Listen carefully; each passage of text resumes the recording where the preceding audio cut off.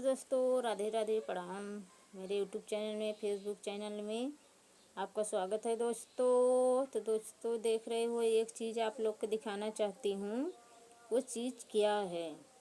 अगर आप लोग देखोगे ना तो बहुत हंसोगे, बहुत ही हंसोगे दोस्तों। तो आप लोग को दिखाती हूँ ज़रूर।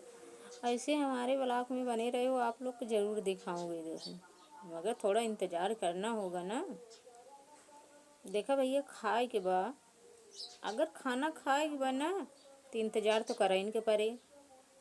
तो ऐसे भैया ना हमारे वीडियो में बना रहा है, आप सबको ज़रूर दिखाओ वो चीज़ का है।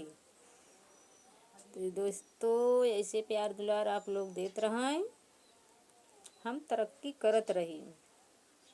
तो दोस्तों, काल है शिवरात्रि, काल है इतवार, काल है शिवरात्रि दोस्तों। तो मेला की तैयारी कर रहे हैं। मेला की भैया तैयारी करत ही। एक भगोला आलू रख दे है, अभी दूसरा भगोला रखेगा। आज रात में सोए कि ना इन्हें हमका सही के। तो भैया शिवरात्रि तैयारी करत ही, वही कहते शिवरात्रि तैयारी करत ही। आप लोग को जरूर दिखाओ वो चीज़ का है। तो ज़रूर दिखाओ भैया।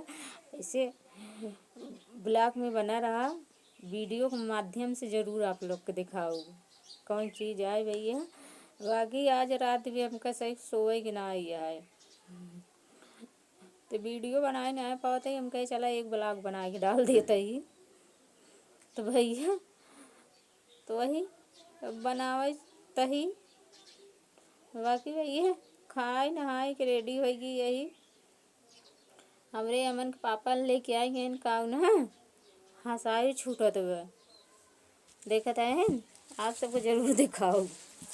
ये देखा, ए या लेके आए हैं कितना बड़ा बड़ा मूली भैया। देखा था, इतना बड़ा बड़ा मूली लेके आए हैं। काल कद्दू कस एक बाटे, सबके चाटे में डाल खिला एक बाटे।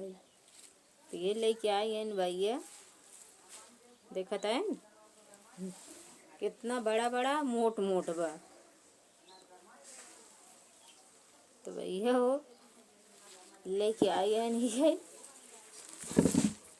बाकी घरे बोवर हमरे देखा छोट छोटा भाबा वो 6-7 किलो ले छोटा छोटा बा। ऐसे सब वो बोए रहन का जनी कहाँ, जे बोए रहन का जनी कौने खेते में बोए रहन वही बहुत बड़ा बड़ा बाबा टयू मूली। बाकी हम बोए रहे उचार के लेके आई गई, बहुत छोट छोट बा। तो भैया यही व्लॉग बंद करती हूँ, तब तक के लिए टाटा बाय बाय।